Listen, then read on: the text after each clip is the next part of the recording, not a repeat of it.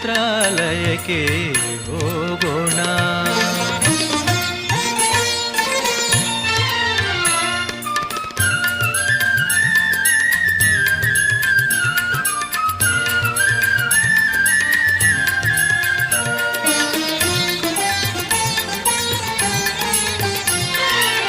ತುಂಗಾ ನದಿಯಲ್ಲಿ ಮೀಯೋಣ,